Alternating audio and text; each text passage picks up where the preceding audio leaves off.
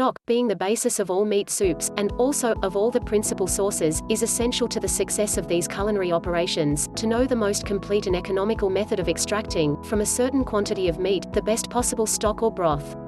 The theory and philosophy of this process we will, therefore, explain, and then proceed to show the practical course to be adopted.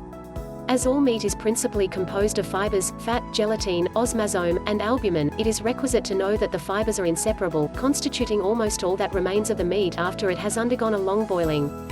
Fat is dissolved by boiling, but as it is contained in cells covered by a very fine membrane, which never dissolves, a portion of it always adheres to the fibers. The other portion rises to the surface of the stock and is that which has escaped from the cells which were not whole, or which have burst by boiling. Gelatin is soluble, it is the basis and the nutritious portion of the stock. When there is an abundance of it, it causes the stock, when cold, to become a jelly. Osmazome is soluble even when cold, and is that part of the meat which gives flavor and perfume to the stock.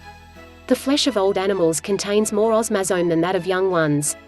Brown meats contain more than white, and the former makes the stock more fragrant. By roasting meat, the osmazome appears to acquire higher properties, so, by putting the remains of roast meats into your stock pot, you obtain a better flavor. Albumin is of the nature of the white of eggs, it can be dissolved in cold or tepid water but coagulates when it is put into the water not quite at the boiling point. From this property in albumin, it is evident that if the meat is put into the stock pot when the water boils, or after this is made to boil up quickly, the albumin, in both cases, hardens.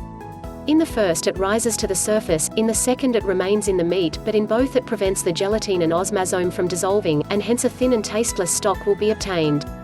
It ought to be known, too, that the coagulation of the albumin in the meat always takes place, more or less, according to the size of the piece, as the parts farthest from the surface always acquire that degree of heat which congeals it before entirely dissolving it. Bones ought always to form a component part of the stock pot. They are composed of an earthy substance, to which they owe their solidity, of gelatin, and a fatty fluid, something like marrow.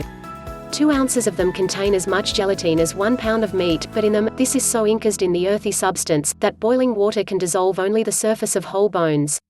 By breaking them, however, you can dissolve more, because you multiply their surfaces, and by reducing them to powder or paste, you can dissolve them entirely, but you must not grind them dry. Gelatin forms the basis of stock, but this, though very nourishing, is entirely without taste, and to make the stock savory, it must contain osmazome. Of this, bones do not contain a particle, and that is the reason why stock made entirely of them is not liked, but when you add meat to the broken or pulverized bones, the osmazome contained in it makes the stock sufficiently savory.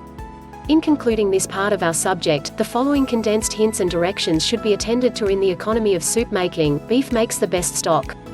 Veal stock has less color and taste, whilst mutton sometimes gives it a tallowy smell, far from agreeable, unless the meat has been previously roasted or broiled. Fowls add very little to the flavor of stock unless they are old and fat. Pigeons, when they are old, add the most flavor to it, and a rabbit or partridge is also a great improvement. From the freshest meat, the best stock is obtained. That being said, regardless of whatever kind of dish you manage to conjure up, you should make sure your utensils complement your efforts. For a comprehensive look-see at the latest range of exquisite cookware, check the link at the description below.